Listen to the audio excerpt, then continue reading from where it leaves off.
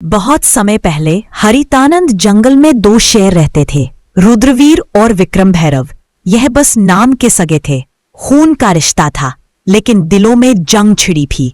एक तरफ था न्यायप्रिय, मेहनती और दूरदर्शी राजा रुद्रवीर, और दूसरी तरफ था लालच और अहंकार में डूबा विक्रम भैरव। सुन लो हरितानंद के सभी जीव जंतु, यह इलाका रुद्रवीर का है और यहाँ के नियम भी रुद्रवीर के होंगे।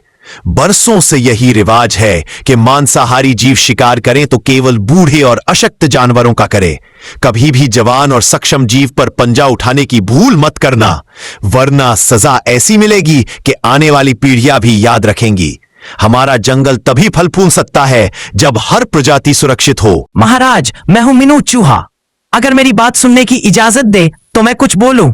मीनू चूहा कहना क्या चाहते हो, खुलकर बताओ। महाराज, शाकाहारी जीवों की हालत दिन ब दिन खराब होती जा रही है।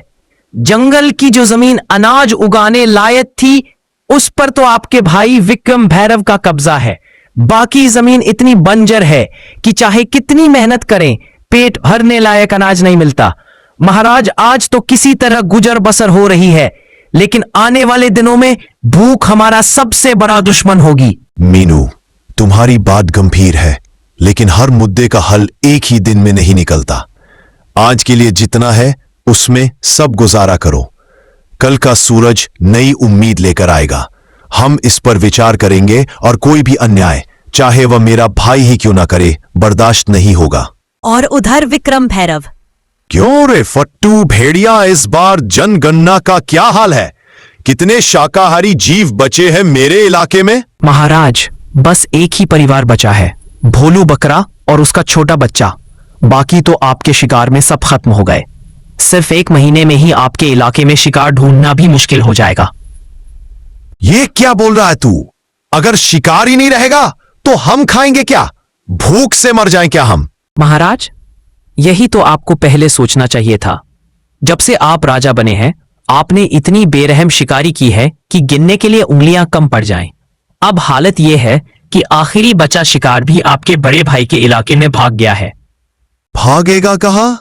शिकार मेरा है, चाहे वो भाई के इलाके में क्यों ना चला जाए।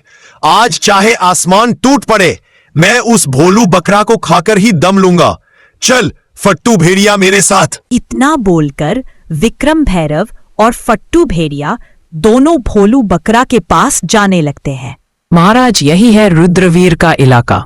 भोलू बकरा यही छुपा होगा, लेकिन यह जगह आपके लिए खतरे से खाली नहीं है।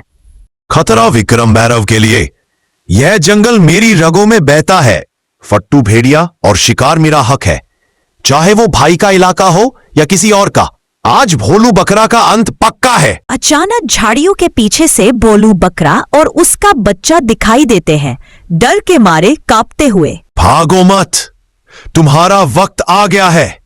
आज तुम्हारी चीखें इस जंगल में आखिरी बार गूंजेंगी। विक्रम भैरव झपटता है, तभी उसके सामने रुद्रवीर आ जाता है। बस एक कदम और ये जंगल तुम्हारे नाम को हमेशा के लिए मिटा देगा विक्रम भैरव। यह इलाका मेरा है और यहां मेरे नियम चलते हैं। तुम्हारे लालच ने पहले ही तुम्हारे इलाके को वीरान कर दिया। अब तुम मेरी प्रजा पर पंजा उठाओगे। जब तक रुद्रवीर जिंदा है, कोई भी मासूम इस जंगल में डर के साये में नहीं जिएगा। तू मुझे रोक सकेगा? तू सिर्फ अपनी प्रजा का राजा है। मैं इस पूरे जंगल का शेर हूं। मेरा शिकार मुझसे छीनने की हिम्मत कैसे हुई तुझ में? हिम्मत नहीं, फर्ज कहो इसे। राजा वो नहीं जो ताकतवर हो, राजा वो है जो कमजोर को भी उतना ही जीने का हक दे जितना खुद जीता है। अगर तुझे भूख लगी है तो मैं तुझे शिकार दूंगा, लेकिन इस भोलू बकरा का एक बाल भी बांका नहीं होने दूंगा। ठीक है भाई, आज तेरे इलाके का कानून मान लेता हूं, लेकिन याद रख, जंगल के हर कोने में तू नहीं होगा, और जब मैं अकेला शिकार देखूंगा, कोई नहीं आएगा उसे बचाने। विक्रम भैरव मुड़कर चला जाता है। रुद्रवीर भोलू बकरे को और उसके बच्चे को अपनी सुरक्षा में लेकर जंगल के अंदर ले जाता है। रात का समय विक्रम भैरव का अड्डा। आधा चांद आसमान में है, चारों ओर अंधेरा और ठंडी हवा। विक्रम भैरव गुफा के पास बैठा है, उसकी आंखों में लाल चमक। फट्टू भेड़िया पास में खड़ा है, डर और उत्सुकता के बीच। फट्टू फट्टू भेड़िया, आज की हार मैं भूला नहीं। शेर खान ने सबके सामने मेरी इज्जत मिट्टी में मिला दी, लेकिन जंगल में ताकतवर वही नहीं होता जो सीधे पंजा मार दे। ताकतवर वो होता है जो दुश्मन के किले को अंदर से गिरा दे। महाराज, आपका क्या मतलब है? मतलब ये कि अब हम रुद्रवीर के इलाके में ऐसे बीज बोएंगे जो उसकी प्रजा को उसी के खिलाफ कर दे। हम पहले उसके जंगल में अराजकता फैलाएंगे, अनाज चुराएंगे, पानी के स्रोत गंदे करेंगे ताकि उसकी प्रजा भूखी और प्यासी हो जाए। फिर जब लोग उसके फैसलों से नाराज होंगे तो मैं आऊंगा उनके लिए मुक्तिदाता बनकर। इतना बोलकर विक्रम भैरव और फट्टू भेड़िया दोनों रात में रुद्रवीर के इलाके में चले जाते हैं और वहां जाकर तालाब में सड़ा हुआ मांस फेंक देते हैं और गुफा से अनाज को चुरा लेते हैं और फिर अपने जंगल वापस आ जाते हैं। तभी अगली सुबह। महाराज, आज सुबह जब मैं सीमा की गश्त पर निकला तो मैंने कई जगह पैरों के निशान देखे। वह हमारे इलाके के नहीं हैं। ऐसा लगता है कि कोई रात के अंधेरे में आया, चोरी की और फिर वापस चला गया। यह सिर्फ पानी और अनाज की कमी का मामला नहीं है महाराज, यह किसी बड़े षड्यंत्र की शुरुआत है। मैंने अपने कानों से सुना है महाराज, पिछली रात पहाड़ी के पार कुछ अजनबी भेड़ियों की बातें हो रही थी। वे कह रहे थे जब भूख बढ़ेगी तो राजा पर शक खुद उसकी प्रजा करेगी। यह शब्द मुझे बेचैन कर रहे हैं। महाराज, हमें जल्दी कुछ करना होगा, वरना भूख और डर हमारी एकता को तोड़ देंगे। महाराज, मैं तो बस पानी लेने तालाब गया था, लेकिन वहां की हालत देखकर मेरा दिल बैठ गया। पानी में से सड़ी हुई बदबू आ रही है, मछलियां ऊपर तैर रही है। अगर ऐसे ही रहा तो ना हम पी पाएंगे ना फसल उगेगी। मुझे तो लगता है कि यह काम किसी अंदर के गद्दार का भी हो सकता है जो दुश्मन का साथ दे रहा है। महाराज, मैं आपसे एक बात साफ साफ कहूंगी, यह काम सीधा साधा नहीं है। यह योजना किसी ऐसे के दिमाग से निकली है जो हमें अंदर से कमजोर करना चाहता है।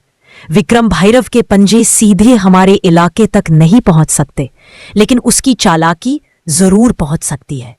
अगर आप कहे तो मैं रात में गुप्त रूप से उसके इलाके में जाकर पता लगा सकती हूं कि वो क्या साजिश रच रहा है।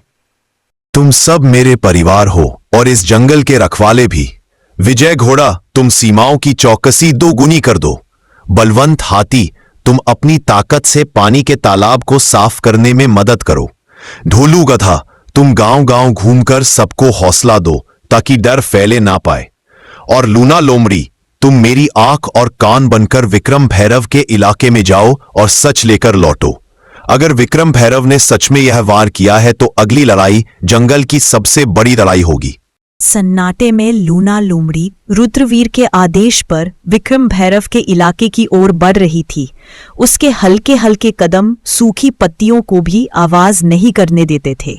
आज उसका हर सांस, हर नजर मौत के साए में थी। मुझे सावधान रहना होगा।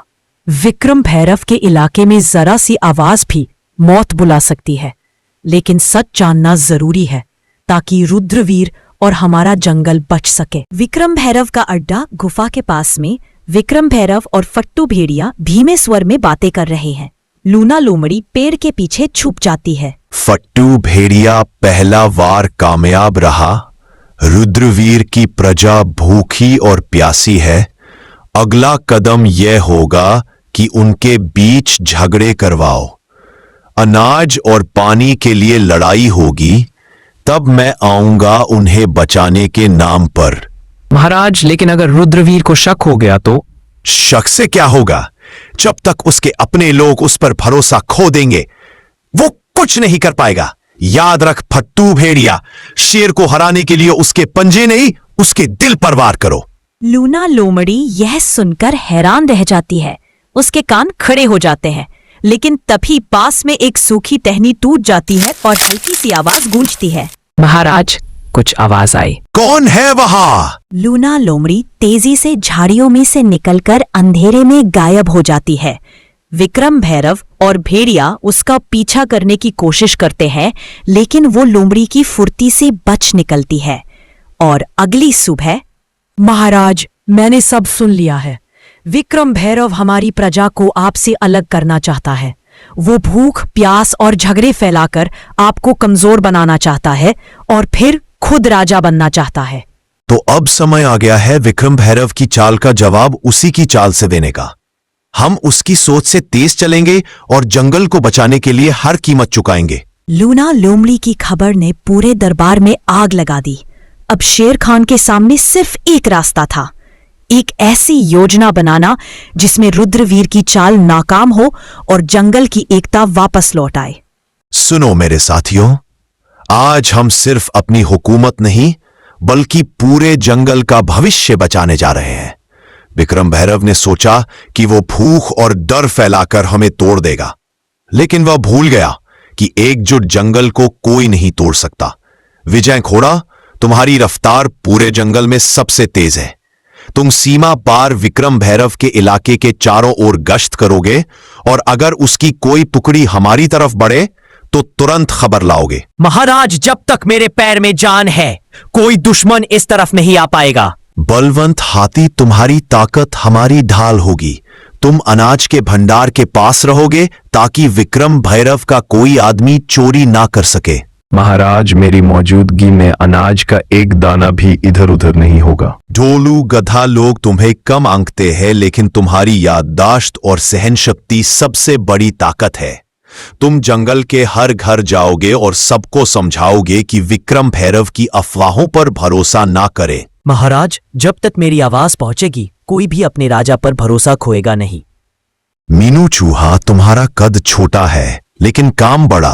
तुम विक्रम भैरव के अड्डे के अंदर घुसकर उसकी खाने पीने की चीजें कुतर दोगे ताकि उसकी टोली कमजोर हो जाए। समझ जाइए महाराज, अब विक्रम भैरव को दांत दिखाने से पहले दांत साफ करने पड़ेंगे। और लूना लोमड़ी, तुम्हारा काम सबसे मुश्किल है।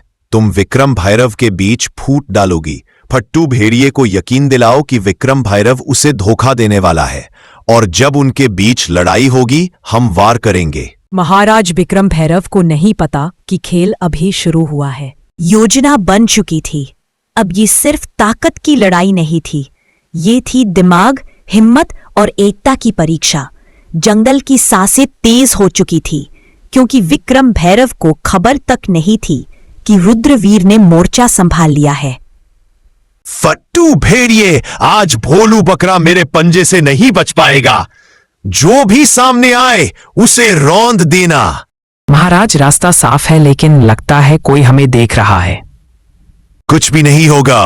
अब होगी तो सिर्फ मौत, वो भी रुद्रवीर की। चलो पहले उसके सूखे मांस के बोरे में छेद कर देता हूं, फिर उसके पानी के घड़े में भी। अब देखता हूं कितने दिन ताकत में रहता है। इधर हाथी और लोमड़ी विक्रम भैरव के सामने आ जाता है। रास्ता बंद है। अगर एक कदम भी आगे बढ़ाया तो सीधा आसमान में उछाल दूंगा। मेरे रास्ते से हट जा हाथी, वरना तेरे कान फाड़ दूंगा। कोशिश करके देख ले। हाँ हाँ फट्टू भेड़िए, सुना है विक्रम भैरव तुम्हारे हिस्से का शिकार खुद खाने वाला है।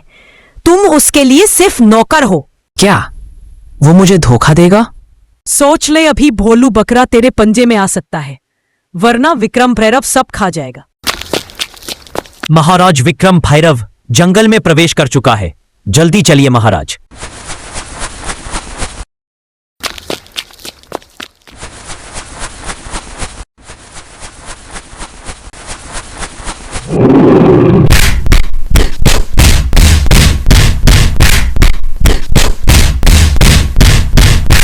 जंगल का कानून भूल गया था।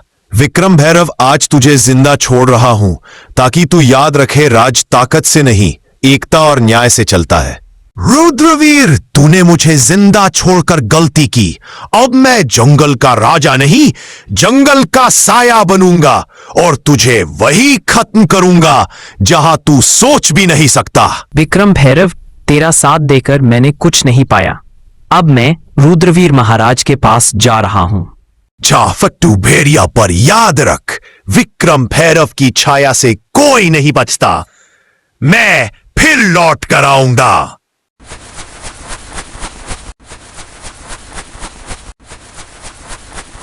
इस जंगल में कोई भी राजा नहीं है, राजा सिर्फ न्याय है, और न्याय कहता है जो प्रकृति से विश्वासघात करे उसकी जगह यहां नहीं। तो दोस्तों, इस तरह रुद्रवीर विक्रम भैरव को एक और जिंदगी जीने का मौका देता है और फिर हरितानंद जंगल फिर से शांत हो गया। लूना लोमड़ी, विजय घोड़ा और वीडियो को पूरा देखने के लिए धन्यवाद। ऐसे हाई और मजेदार वीडियो को देखने लिए हमारे चैनल को सब्सक्राइब करें, वीडियो को लाइक करें और अपने सभी दोस्तों में शेयर करें।